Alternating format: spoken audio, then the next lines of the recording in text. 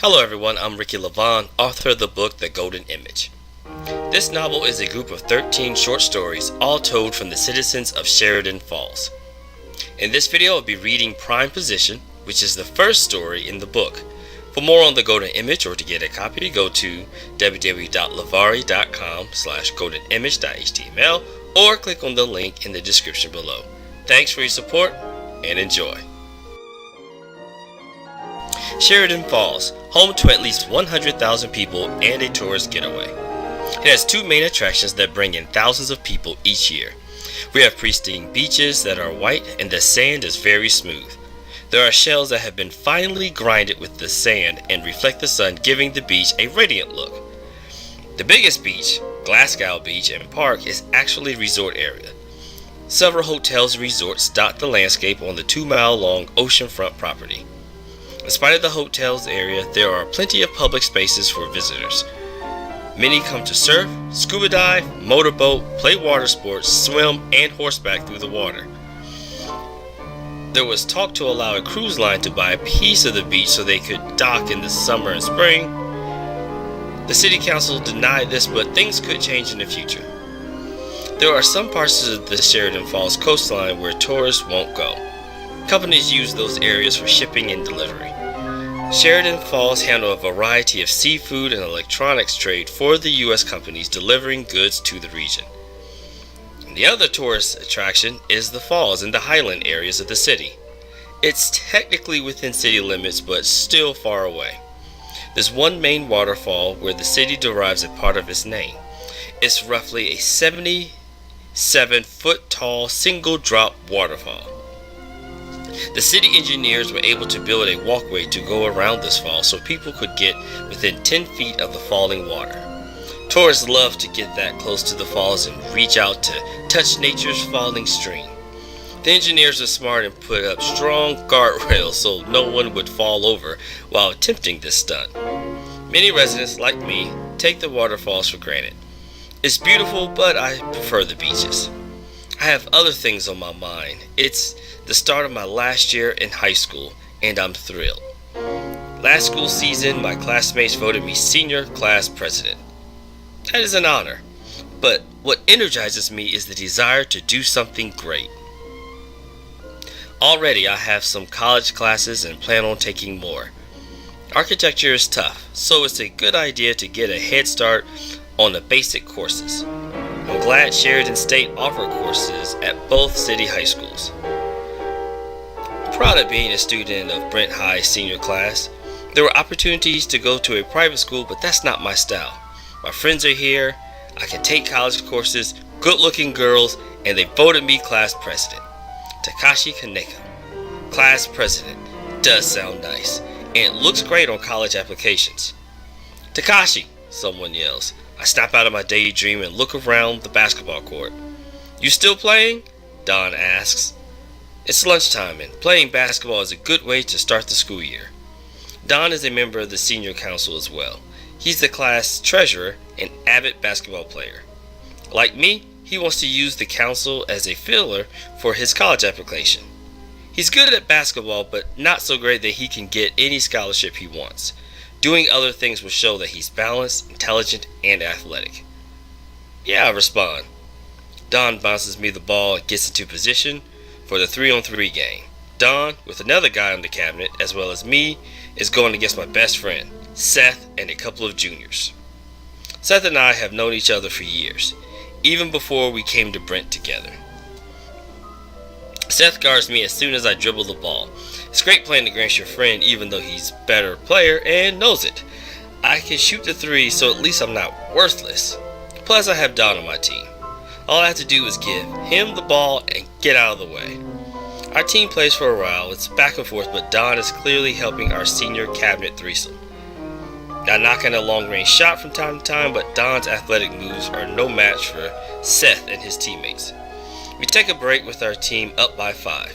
The lunch period is going to end in 15 minutes and we get some water to cool down. During our break, a girl strolls up in our direction covered in mud. The 6 of us keep talking, assuming she's going to walk by and go inside the school. I've seen her before in one of the special classes for people who who have various learning disabilities. Our school and Wedgwood, the other high school, have classrooms for them. Years ago, they used to put everyone with special learning in one of the old elementary schools. People complained, so they split the group and put them between the two high schools. Don is in the middle of talking about a high score he got on a war game he was playing when the girl walks right up to the group. She looks right at me, caked in mud. It covered her hair, clothes, and shoes. Various cuts littered her face, and bruises were on parts of her arms. There is silence, but she ends the break. "Hi, my name is Claudine," she says. "Do I meet your satisfaction?" "Excuse me," I respond. Some of the guys chuckle, so I assume this is a joke. "Do I meet your satisfaction?" she asks louder. Her movements is jerky, and she stares into my eyes, pleading for what I assume was acceptance.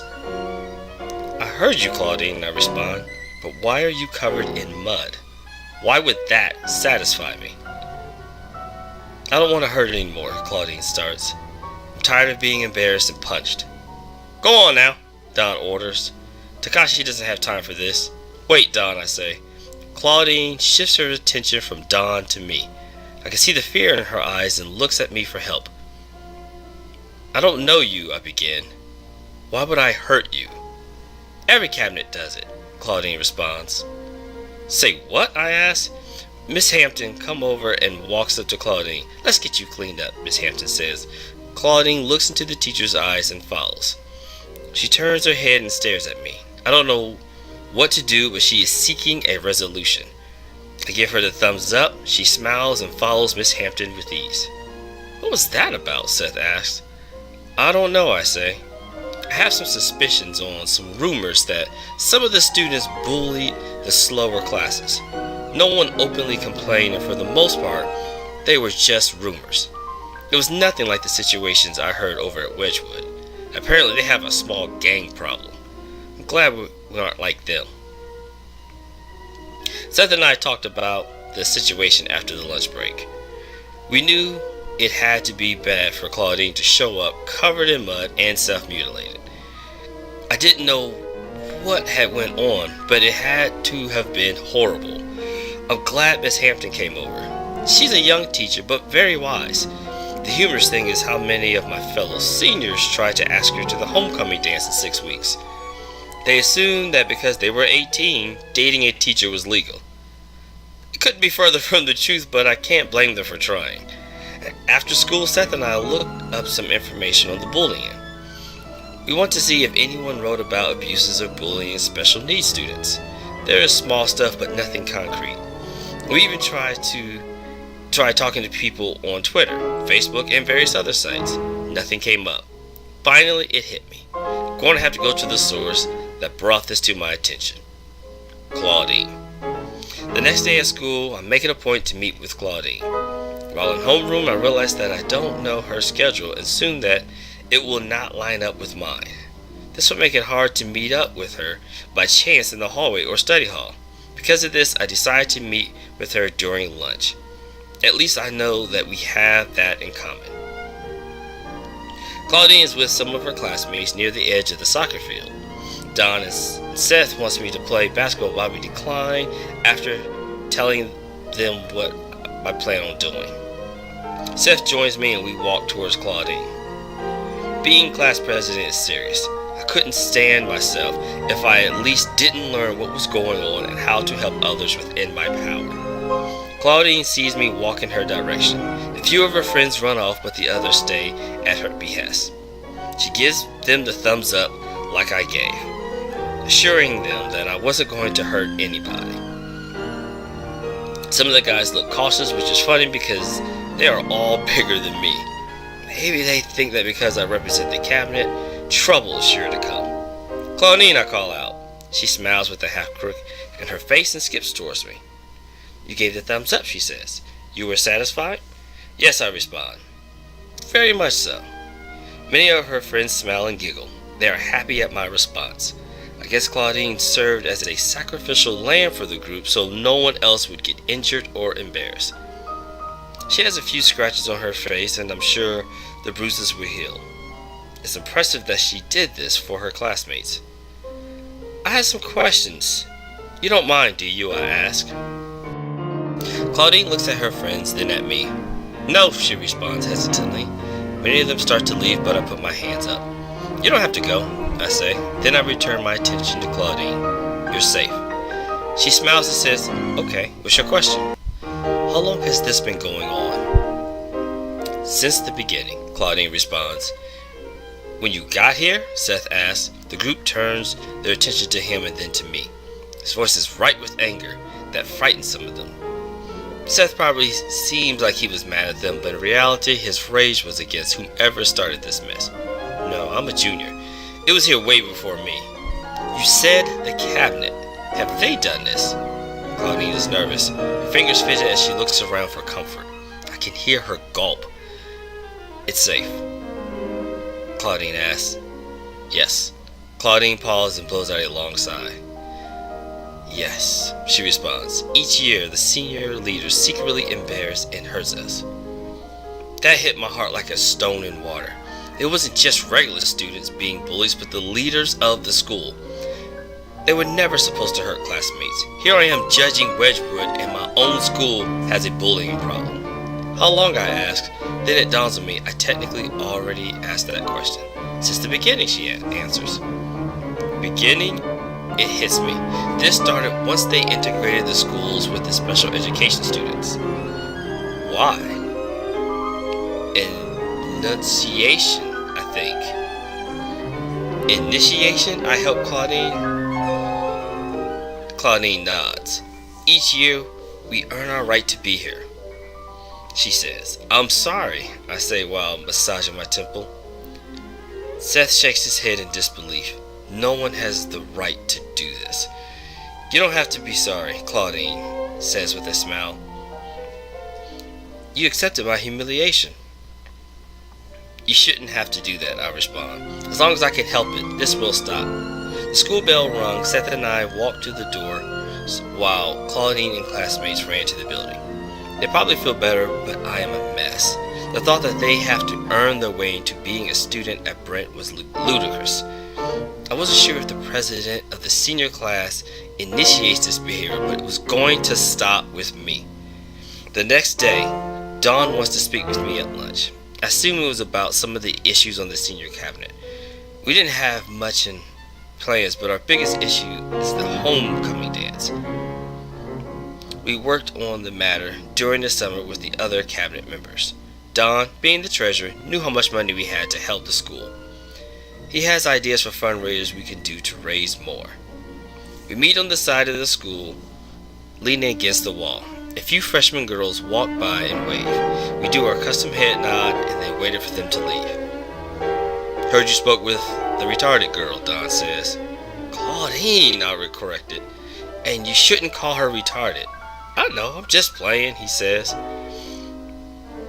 She told me some stuff. Crazy, unbelievable stuff. Don says, I'm sure she stretched the truth a little. Everyone does. I pause for a moment and stare at Don. This isn't a shock to him. I'm not sure what he knows, but his behavior seems like it's okay to abuse others. Don, I don't think you know what's going on. She said previous senior classes privately embarrassed and hurt them so they could earn their way into school. Yeah, Don responds. His response is flat. He knows. It's not a shock to him. That's all you can say? Yeah? Did you know about this?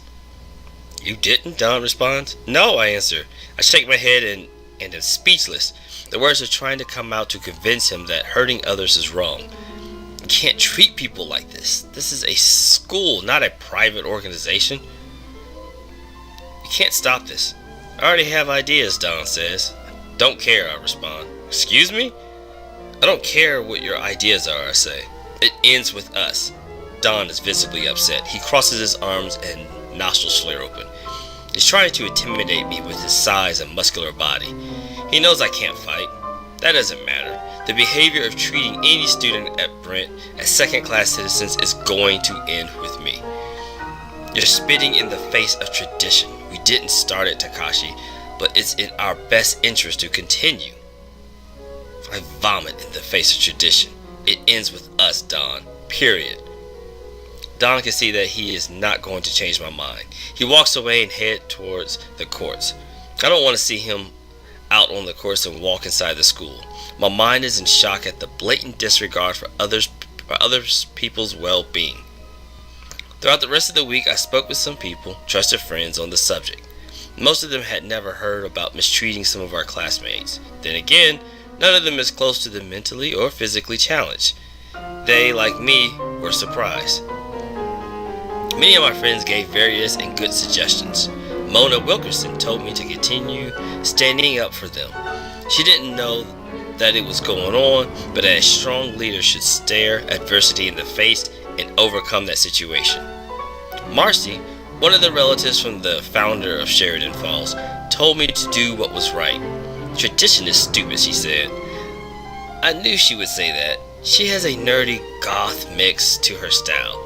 Seth heard Claudine's statement and was on my side. At the end of the week, the senior cabinet has a brief meeting. It was made up of me, the VP, secretary, treasurer, plus a few council members. In total, we have 7. Don and I never joked during the meeting, causing everyone to feel uncomfortable. They know our friendship, so the others can tell something is wrong. After the meeting, one of the council members, Jason Templeton, wants to talk. We go a few doors down from the room near the physics class. Have a minute? Jason asked. Quick one. What's the matter? Jason is another one of the family members from the founding families of Sheridan Falls. The Templetons don't get as much credit as the Sheridans, but they were here together. Of course, this was more than 200 years ago, so it's not as if it was his grandfather or something.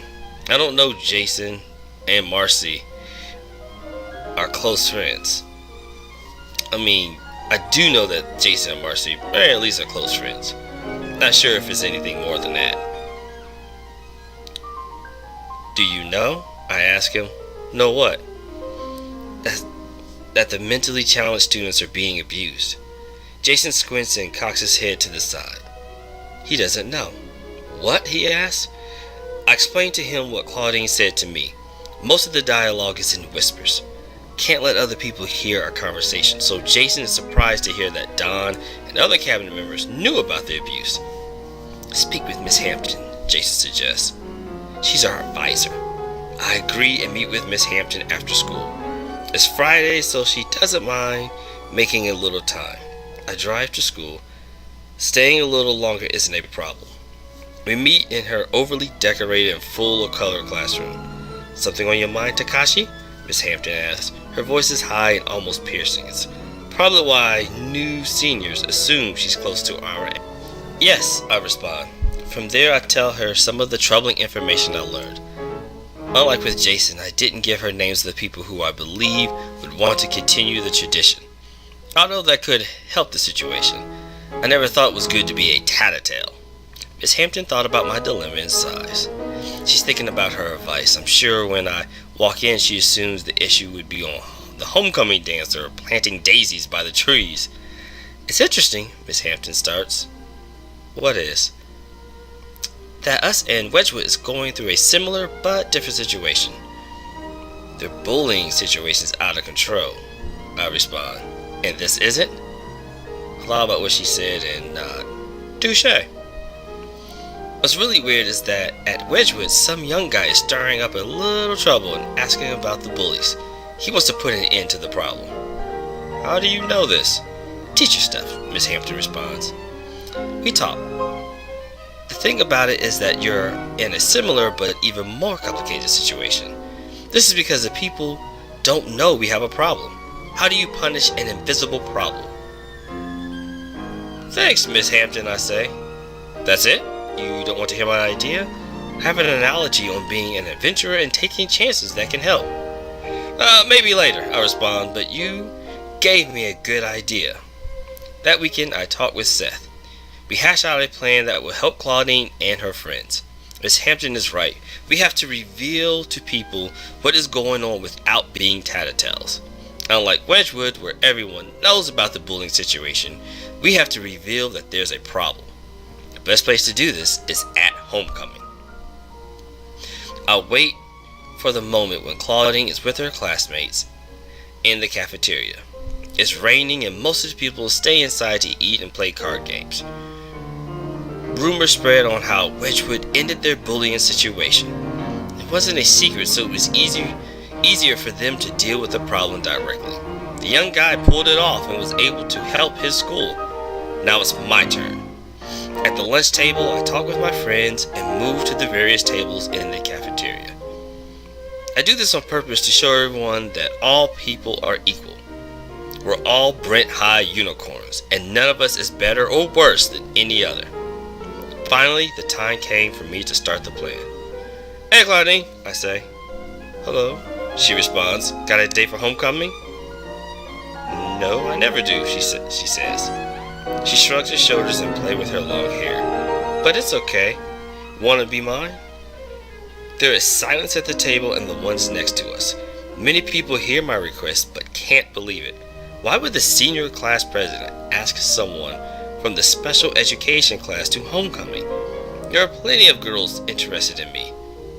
Okay, maybe not plenty, but quite a few, I think. "You're joking," she asks. No, I'm not. How about I give you some time, I suggest. Yes. No, you don't have to give me time, but yes, I would go. I smile, thank her, and tell her that I have some business to attend. She is happy and talks with her friends. To most people, I was insane, but Seth knows the plan. We had an idea and hope it would help.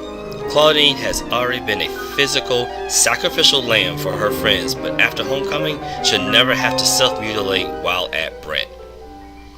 The days in between asking Claudine to the homecoming dance, many people asked what I was thinking. I told them she was sweet and cute. Claudine would sometimes have a blank look with her eyes wide open and crooked grin. Her face structure is perfectly even on both sides and the hair flows well past the middle of her back. Besides, I want to hang out with her. In the hall after chemistry, Don pulls me to the side. We didn't speak much since the argument on the side of the school. Both of us have a study hall at the same time and walk in that direction. "What are you doing?" Don asks. "Going to study hall." "Like you?" "Not that, you and Claudine. We're not a couple, just going to homecoming together." We keep walking, but at a slower pace so the conversation wouldn't be in study hall. "You think this is going to save her? Or those kids in the special ed class?" Don says with his voice full of hate. "If you spent time with them, you wouldn't see them like that. If you think that going on a date with her will protect them, you're wrong. Greg likes the plan I got. You can't stop us." Greg is the vice president of the senior class.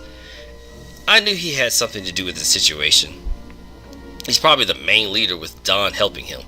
We stop in front of the study hall room. I stare at the door and then down the hall. A little ways and to the left are the special education classes for the juniors and seniors. "Yes, I will. And I will do everything I can to put an end to you, Greg, and anyone else who abuses their power." We didn't have anything to say after that. We went into the class our separate ways. Don disappoints me. I can't believe he feels like it's his right to hurt others. Homecoming takes place in the school gym. The entire room is full of gold and white, the school colors. We were happy because our football team won the night before, which brought more excitement to the dance. The king and queen of the dance are the starting quarterback and head cheerleader. No shock, no surprises. Sometimes you get the most random of people to win, but not now. That was fine and didn't care about that. My goal was to expose the senior cabinet for trying to hurt their own classmates. During the dance, I have a feeling that the members of the group will come after Claudine. She already tossed mud on herself at the beginning of the school year, and to the student body, it wouldn't be a surprise if she were caught doing something else that was strange. No one would suspect someone from the cabinet to be a part. Claudine tells me she has to use the restroom after a Spandau Ballet's hit song ends. I'm cool with that and look at Seth. We knew that we have to follow her because the cabinet might make their move. One part of the plan was for me to follow from a distance so the plan could start, but she wouldn't get hurt. I didn't want them to stop what they were doing so Seth and I can catch them in the act. When Claudine left, I wait for a few seconds and leave after her, but the secretary of the senior class, Joy, stops me. She wants to dance, but I refuse. She is persistent and I can tell something is wrong. I lead Joy to the dance floor and spin her quickly. She smiles and then stops to see that I'm already heading off the dance floor and into the hallway. Claudine is down the hall and turns the corner when a few members of the cabinet follow her. I don't see Seth, but assume that he is in position as well. Joy might follow me, so I decide to take a different route and go upstairs. After that, I make my way down the hall and walk down the stairs where I know Claudine will be. Claudine steps out of the restroom to see Don, Greg, and a few members of the senior cabinet. She recognizes them and hunches her shoulder. Takashi said that it was done, that I had fulfilled my commitment, Claudine nervously says. No, Don responds. That was self-inflicted. It can't be like that. Besides, Greg starts, you now have to be an example to Takashi for going against us. I don't want to be hurt. Please don't, Claudine, please. Get the union. Urine, Greg calls over to one of the cabinet members. Suck her down, punch her ribs. They already think she's crazy for the mud stunt scratching herself. Leave her alone, I command. I heard some of what they said and ran down the hall. They plan on embarrassing Claudine by splashing her with urine? Disgusting! I can't believe they all bought their own to splash Claudine. That's awful. Then to punch her in the ribs, that's criminal. Takashi, Don starts. This Captain American stuff has gone on long enough. Grab a bottle and show yourself to be the leader that you are. I am, I respond. I stand in front of Claudine to protect her from liquid human waste. It's tradition, Joy says. One that should be broken. Since this school started letting misfits in, every senior class has put them in their place, Greg says. I made a promise to Claudine and her classmates. This stops with us. You leave us no choice but to include you with this, Don says, and wave his free hand in Claudine's direction. He is furious and has a bottle of urine ready to go. So be it, I respond. Right before Don was going to squeeze, there is a sound of heels coming down the hall. Stop right there, a high-pitched voice says. Miss Hampton is running down the hall. Seth comes from around the corner, holding a camera. He taped the entire conversation and had time to tell Miss Hampton. It was perfect. The group admitted to the past issues and their plans to harm current students.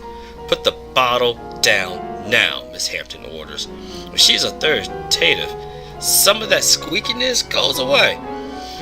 The same issue. Bullying stops at Brent Hyde as it did in Wedgwood. The methods are different, but both are effective.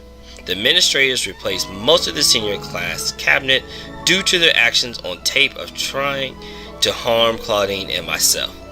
Many of the senior class leadership who were not on tape got their positions elevated, like Jason. What's great is that people at school didn't see me as a narc. My classmates respect me for standing up to people and revealing a secret that has permeated the school for decades. Of course, pre-junior senior classes deny their involvement of such actions, but the students they affected say otherwise. A few days after homecoming, I'm able to speak with Claudine alone during lunch. There is a nagging feeling that I have done something wrong while trying to do something right. I have to apologize.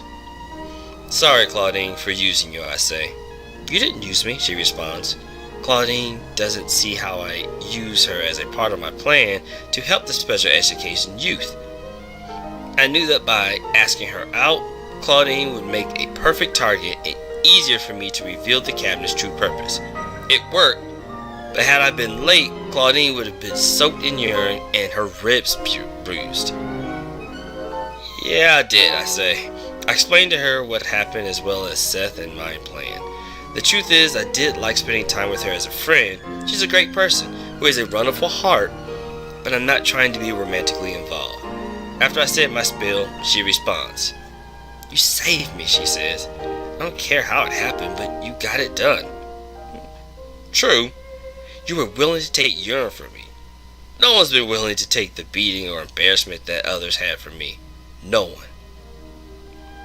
I was in prime position to help. I Couldn't let that happen, I say. Claudine hugs me and smiles. Thank you. I hug her back and a little tear streams out of my eye. The moral is of this story, don't be afraid to break tradition, especially if it helps others in their situation and build a relationship with God.